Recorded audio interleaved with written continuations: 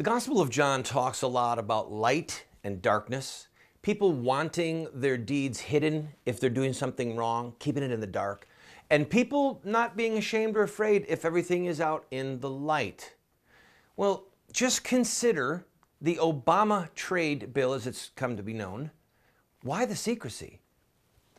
You know that something is radically wrong when Barbara Boxer is agreeing with Rand Paul or with Jeff Sessions. Here's the problem. I'm going to quote Senator Sessions because this is good, and then we'll quote Orrin Hatch, and you can see who's the hero or who's the villain in this. Senator Sessions said, "Any yet unseen global pacts, no matter how sweeping, are guaranteed a fast track to congressional adoption. No amendments, no ability to strike any offending provision, and no chance to apply either the 60 or 67 vote thresholds used for important legislation and treaties. We are creating another unelectable, unaccountable, unanswerable bureaucracy that can tie down and frustrate American sovereignty." Barbara Boxer said, "The secrecy is ludicrous, it's ridiculous, and it's against the interests of the people we represent." Now, here comes the dark horse, the villain in this scenario, Orrin Hatch. Quote, "In the midst of any high-stakes negotiations, some level of confidentiality is essential to getting a good deal, especially in this case." Would you buy a car not knowing what you were getting? Would you do a real estate deal not knowing what you were getting?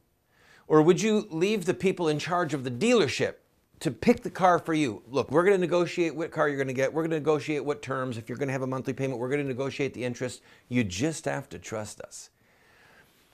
That's what we're dealing with here. We're dealing with, yet again, Obama and Republican elites like Orrin Hatch betraying government of the people, by the people, and for the people. Now think about it. This is an 800-page bill. Most of the senators have not read the bill.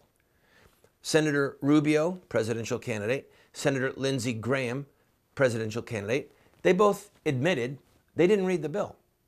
They voted for it, but they didn't read it. God save us. We are again being betrayed, not just by the administration, but by Republicans, people like Orrin Hatch. What I want to know is what big money interest is behind this bill and why the secrecy? What is in this that's so critical that we, the people, do not have the right to know what it is that our representatives are voting for? They have the bill literally in a secret room. People with proper security clearance, U.S. senators and any of their staff that have the proper security clearance can go in and study the bill. They can read the bill. 800 pages. So basically, bring your lunch, bring soda, because you're going to be there a while. Barbara Boxer mentioned that even when George Bush was president and they did some fast-track legislation for trade deals with him, nothing was in secret. Nothing was in secret. Because people have a right to know what is going on. What Orrin Hatch is doing smacks of Nancy Pelosi. Remember with Obamacare? We have to vote for the bill so we can find out what is in the bill. I want to revisit, as we close out this segment, what we discussed yesterday. That poll from Fairleigh Dickinson University that said 29% of Americans believe that a shooting revolution is going to be necessary within the next few years to restore our liberties. I do not share that conviction, and I certainly harbor no hope that it is true. But bills like this are what stir people up. Bills like this and the type of treachery and backhanded, secretive deals involving trade, this is what makes people say, we no longer have representative government. We have a tyrant in the White House, we have 9 tyrants on the Supreme Court, and we live as the ruled, not as the rulers through representative government.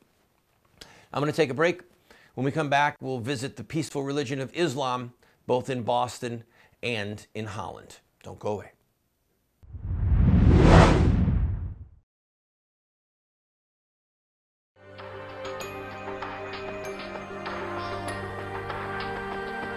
You have two choices. I mean, you can try to raise your children by design, or you will raise them by default.